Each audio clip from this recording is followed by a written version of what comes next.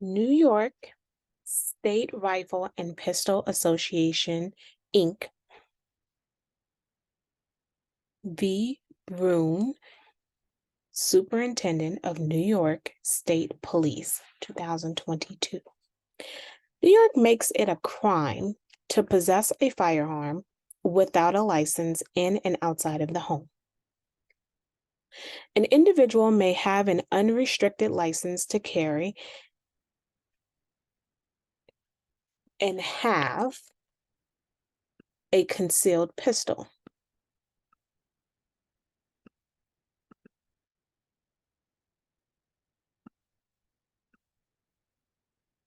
If the proper cause exists.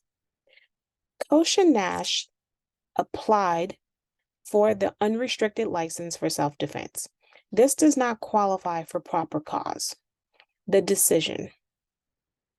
Self-defense is a central component, so the law violates the 14th Amendment. Handguns are commonly used as self-protection, which is why the Second Amendment exists. Heller and McDonald has two relevant metrics. 1, are there modern and historical regulations that impose a comparable burden on the right of armed self-defense? 2, regulatory burden is comparably justified. Sensitive places are used for more restrictions in gun access in places like schools, but Manhattan is not a sensitive place. New York City must prove that the proper cause requirement is consistent with the nation's historical tradition of firearm regulation. There is a reliance on English history to explain the context of the founders on the Second Amendment. There is a use of colonial regulations to show the history of public carry regulations. There is historical evidence from antebellum South to demonstrate a history of public carry. After reviewing the Anglo-American history of public carry, the court concludes that respondents have not met their burden to identify an American tradition justifying New York's proper cause requirement. Why specify Anglo in Anglo-American?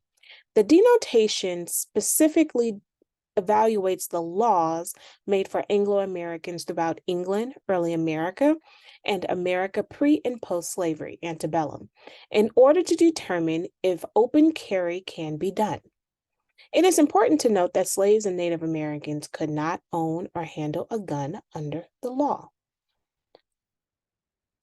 Thomas' opinion. The Second and 14th Amendment gives law-abiding citizens the right to possess a handgun for self-defense. New York has historically tough gun laws dating to 1905. Currently, you cannot possess any firearm without a license, in or out of the home. Punishment is 4 years in prison and or a $5,000 fine.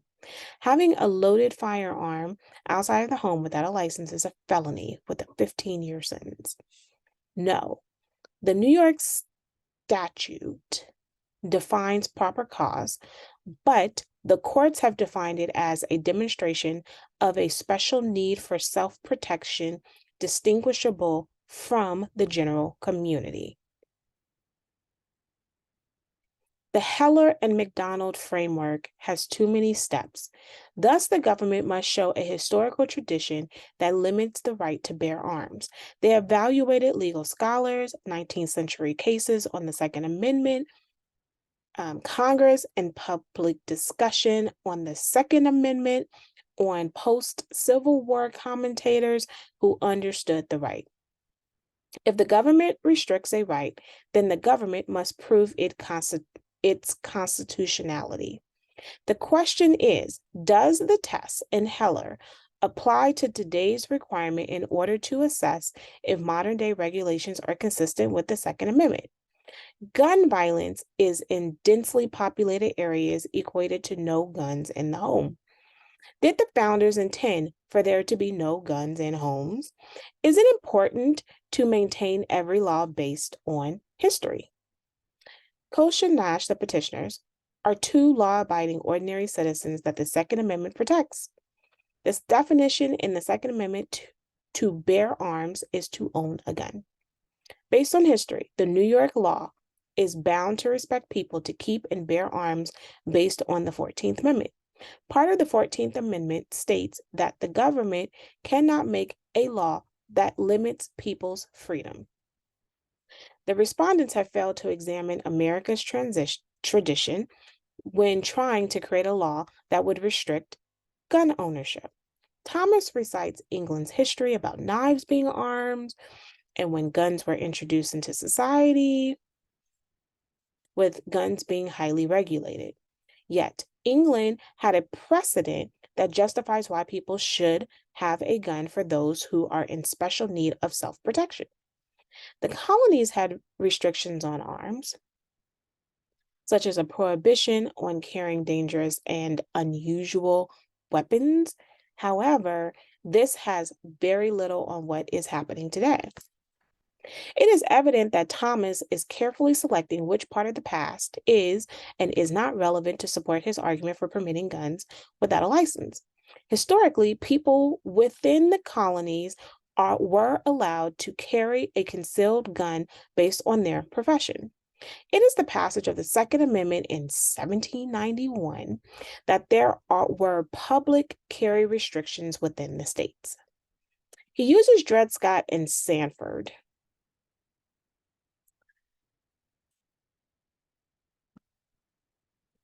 to explain that the reason Chief Justice Taney decides not to recognize Scott as a free person is because if Black people would be recognized as free, then free Black people would be able to keep and carry arms whenever they want, wherever they went.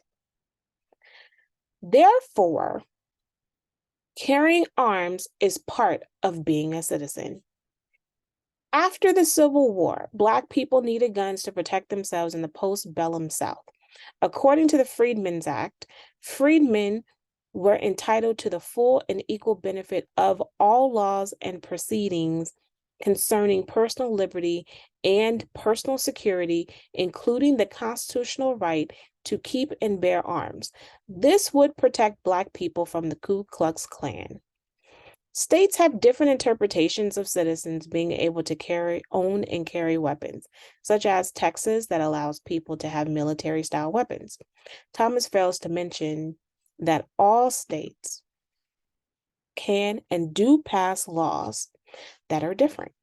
This is the underlying premise of the 10th Amendment that provides states freedom to pass laws that are best for them.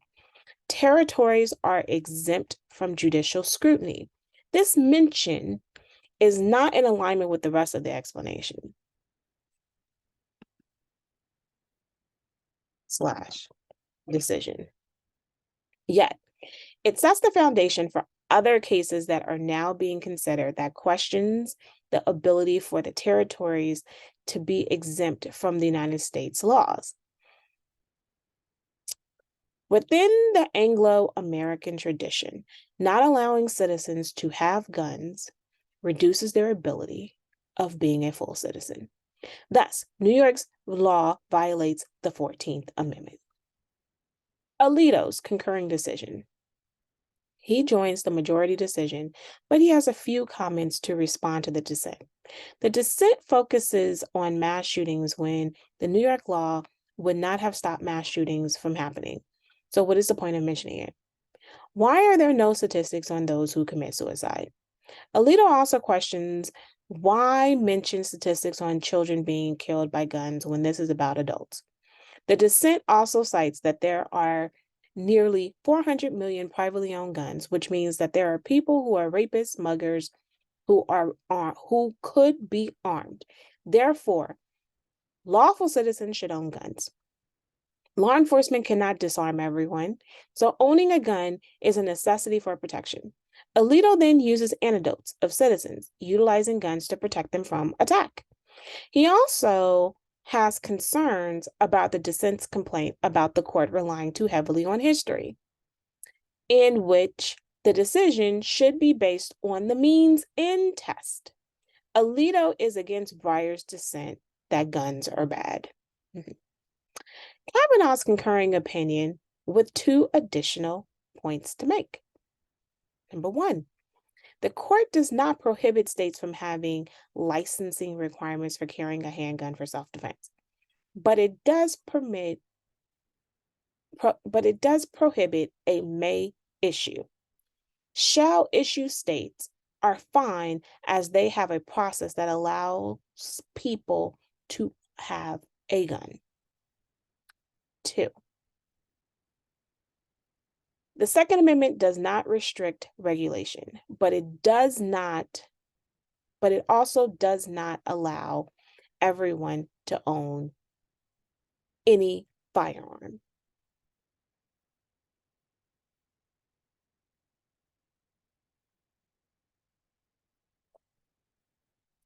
Barrett concurring decision.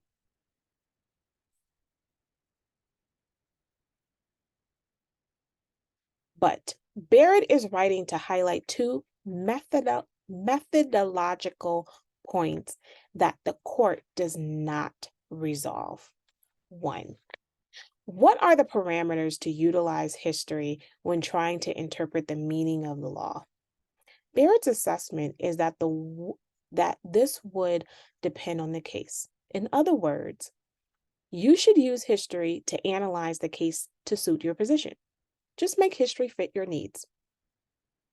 2, this decision does not mean that you should rely on history because what is happening today happened after the ratification of the 14th Amendment. Essentially, you do not need to use history to explain your position. The problem with her assessment is that you can make a decision based on what? Does previous court case decisions and history even matter when deciding cases? Thus, these decisions are based on how the justices can support their own opinions. Justice Breyer, Justice Sotomayor, and Justice Kagan joined together for dissenting.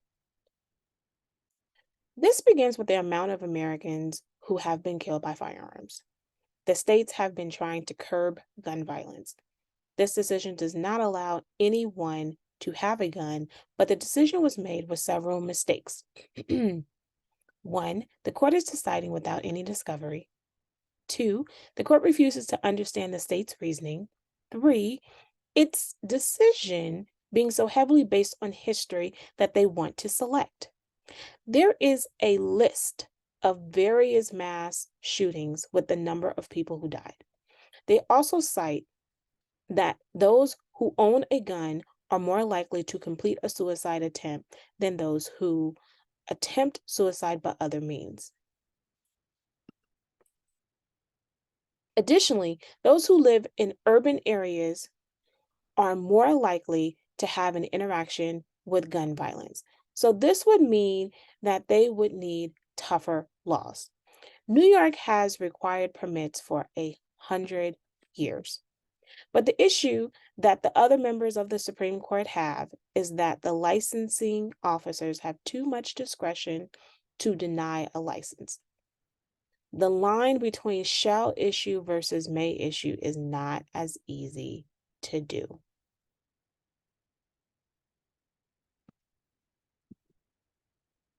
And identify. Doesn't the state have the right to protect its residents? This court made a decision without giving the state of New York the opportunity to present evidence to explain its justification for the law.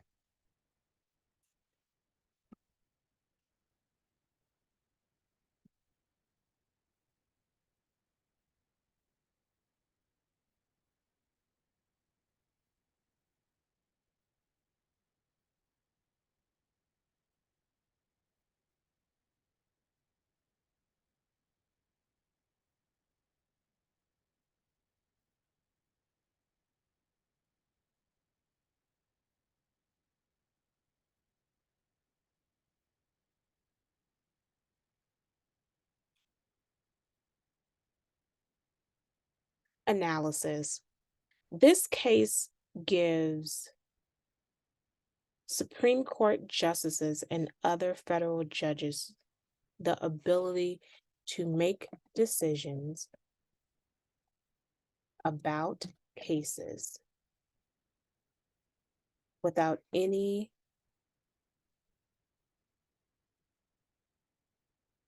justification. So they can self-select history and other court cases as precedent to meet their desired outcome for the case. We are currently witnessing this happening in 2023 during the Supreme Court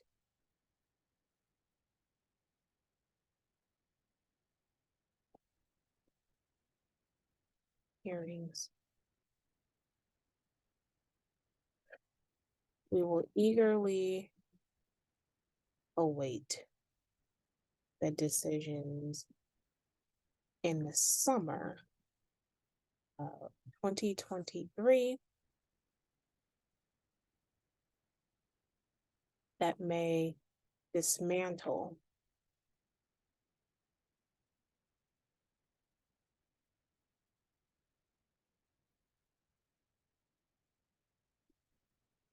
other protections.